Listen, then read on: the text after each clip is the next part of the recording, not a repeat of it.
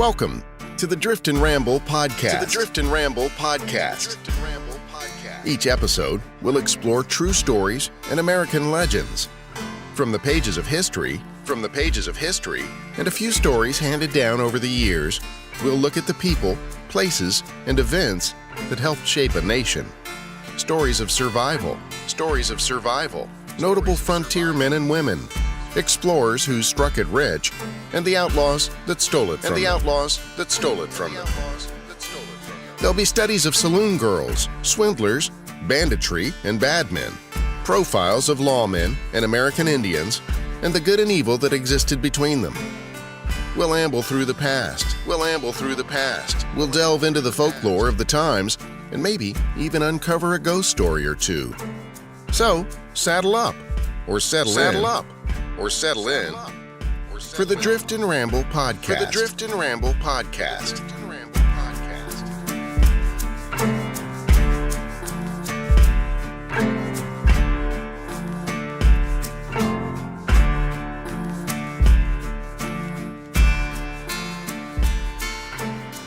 Well, a funny thing happened to me when I started this podcast. It was the last thing I expected and probably the best thing anyone can enjoy. I started this podcast without any experience in podcasting or any real plan except to maybe try and show some writers that I could narrate audiobooks for them, if they'd paid me. I had done a couple of audiobooks and I thought I knew everything I needed to know about that industry. Man, was I wrong. It appears to be lucrative, but it turns out I had a lot to learn. It seemed like it was, and in some ways still is, a bit like the Old West. It looked like opportunities were everywhere. But then reality set in, and I found out that recording audiobooks is labor-intensive and requires more than just a good microphone and the ability to put two sentences together. Even that's a struggle for me. I figured I could gain more experience by doing a podcast while subliminally advertising my services at the same time. I looked at it like on-the-job training. The Old West was something I had an interest in, but it wasn't anything I had studied or invested in.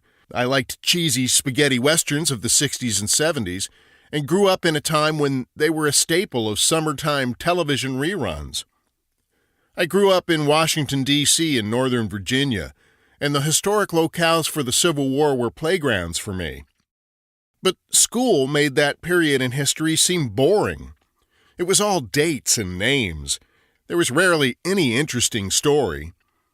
Out west was where all the exciting stuff seemed to take place. So I set out to develop a show that was kind of a hybrid between true historical fact and my self-taught brand of snarky narration. I figured if I was remotely interested in learning about this, maybe somebody else would be too. Then I thought, well, what if I can find really weird stories and just drag them back out of the shadows? Within 5 minutes of research, I stumbled upon the story of Elmer McCurry and thought, wow, this story has everything. A bank robber who wasn't very good at his job. In fact, he was terrible. Then he dies and gets involuntarily mummified. When most people would be dead and gone, Elmer just wouldn't leave. 50-some-odd years after Elmer dies, his body is discovered being used as a prop in a theme park dark ride. Man, I couldn't believe what I was reading. It was as if some divine entity wanted me to realize that there were a lot of stories worth chasing. This one ensured that I would dive headlong into the rabbit hole of Western folklore. And of course, I did.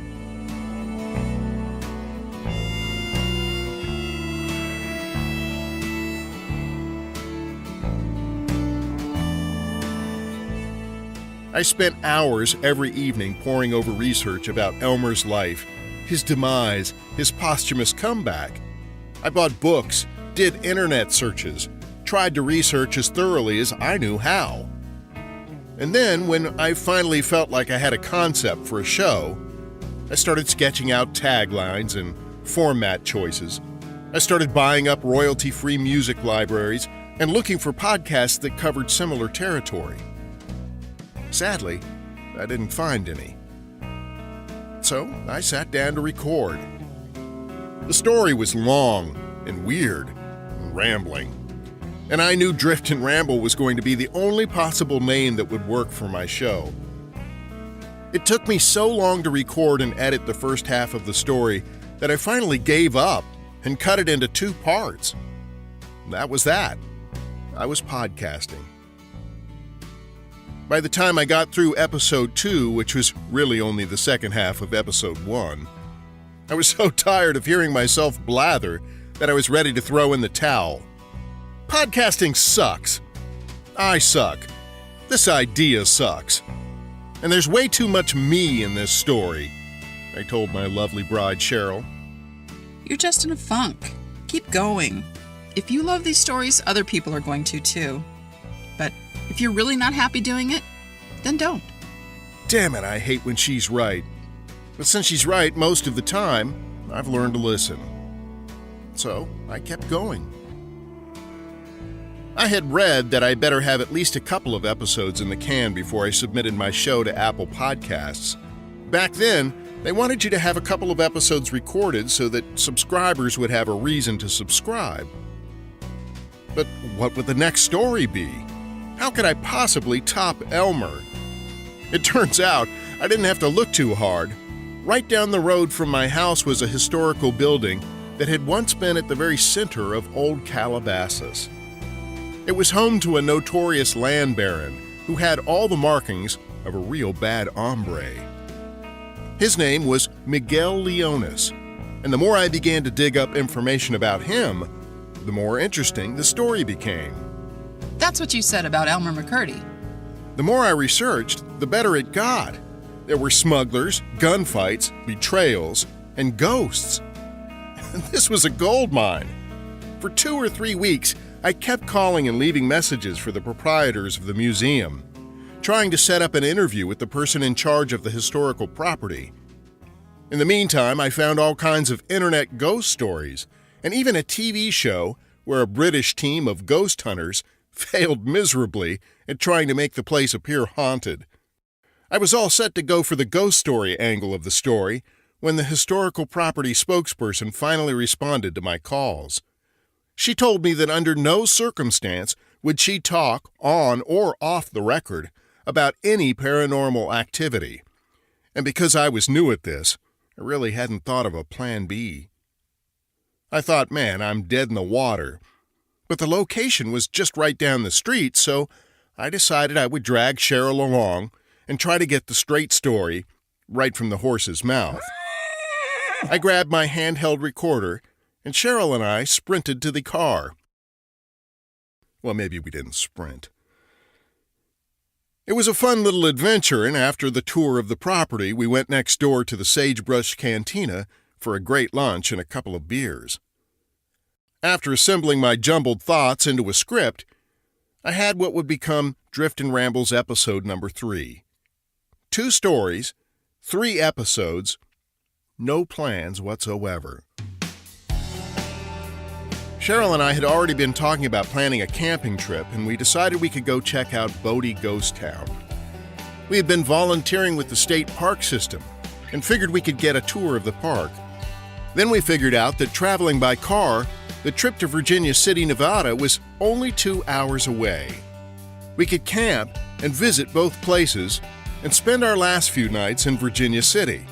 That entire camping trip turned out to be spectacular. Bodie was such a wonderful experience, until that weird stuff happened in the graveyard. Honestly, I love a good ghost story, but I never believed this creepy stuff could actually happen.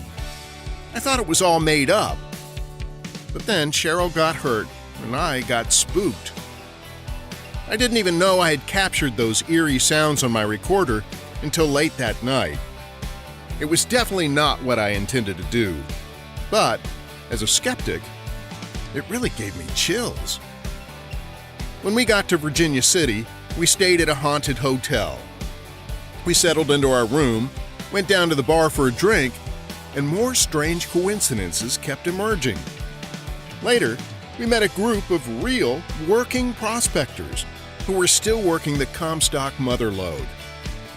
We toured the haunted locations of the town, and I forced Cheryl to watch me try on cowboy hats at nearly every gift shop we passed as we walked down the main street of town.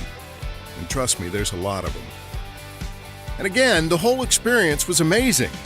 Nothing spooky or weird happened until we entered the Virginia City graveyard. Cheryl won't go into graveyards with me anymore, and I really can't say I blame her. Anyway, when we got back, I uploaded the Bodhi episode, and the universe felt like it cracked open. All these great people were reaching out about the show. A guy from the Huffington Post mentioned us in his podcast review. And the next thing you know, we went from getting like 20 downloads a month to something like 200 a day. Granted, those aren't big numbers, but to us, they were huge. People started asking us, "How did you get advertisers?" I laughed because there weren't really any advertisers. These are just family members who owned businesses. Rhiannon's Interiors was the name of my favorite nephew's spousal unit, mother of my two favorite small kiddos. Anyway, her business is decorating and staging houses for sale and is now called Amber and Honey. It's become a very successful business for her, and I'm proud to have played absolutely no role whatsoever in her success. Hypervape is my son's company. He sells vape products, which I know nothing about, and I figured maybe I could drive a little business while, at the same time, making potential advertisers in the audience want to consider advertising with us. That plan didn't work, but I had a lot of fun making the commercials. I don't think I'll stop. By the time we finished up production on episode 4, Austin Beach from Broken Bard Productions reached out and volunteered his group of actors to do some character voices. And the rest was, history. I see what you did there. But then as time went on, it was really getting to be a struggle to keep up with production. I had to research each story, script out my version of the story, make the actors say silly dialogue, choose music, and then put it all together. In the credits, I gave Cheryl credit for doing research and voice acting, but in reality, she's responsible for most of the social media for the show. I still have a full-time job, so basically every minute of my free time was being put into researching for this show. Eventually, I just burned out. I made promises about trying to keep the show going, and I made commitments I couldn't live up to. I told patrons there would be all this extra content when I could barely keep up with the basic demands of doing this show. Finally, I just got to a point where it felt like a boat anchor was chained around my neck. By then, I had been working with other producers and was trying to branch out, or at least get out from underneath the weight of Drift and Ramble. John Grills had just started Creepy and was giving producers a chance to produce spooky stories for his 31 Days of Horror event. I figured maybe that would be something I would enjoy. He liked my work. I loved the freedom of producing without research, writing, recording, and rounding up actors. And well, it's been nearly 2 years, and I'm absolutely honored to have played any part in Creepy's success. But what I did with Drift and Ramble was wrong.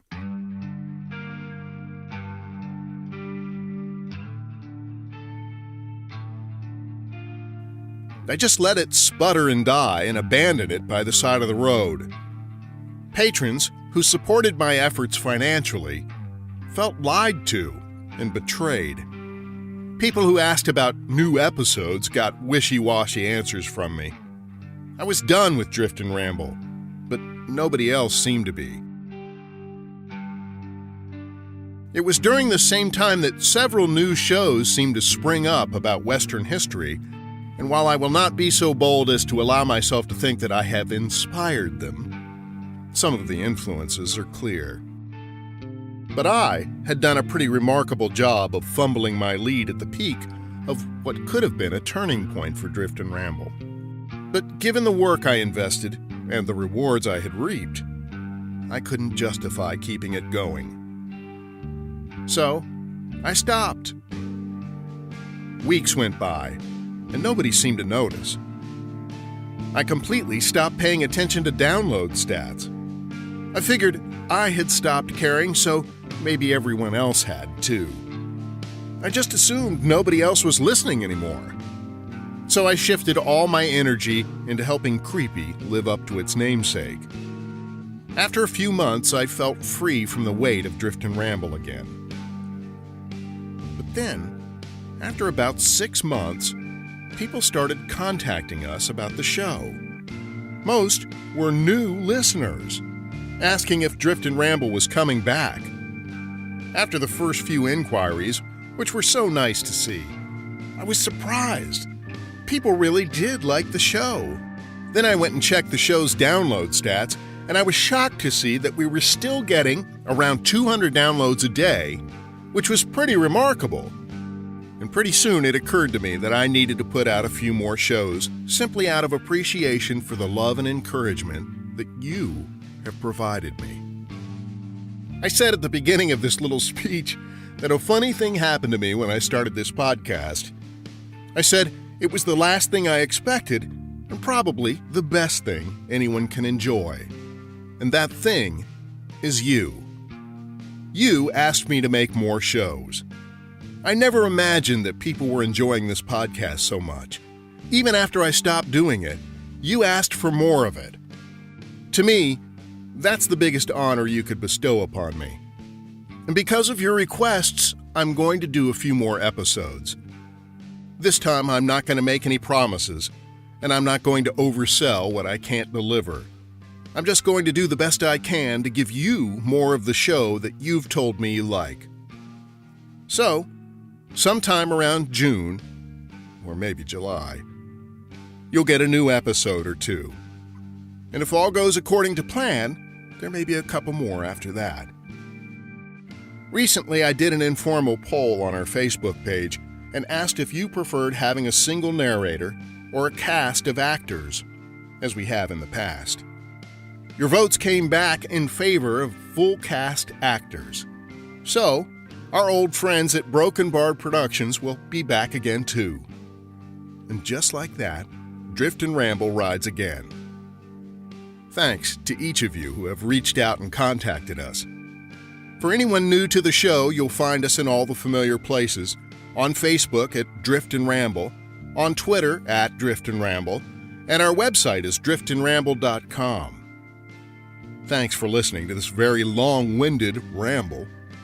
And keep your eyes and ears open for the next episode of the Drift and Ramble podcast coming soon. Until we meet again, I'm Steve Blizzen. Thanks for listening to the Drift and Ramble podcast.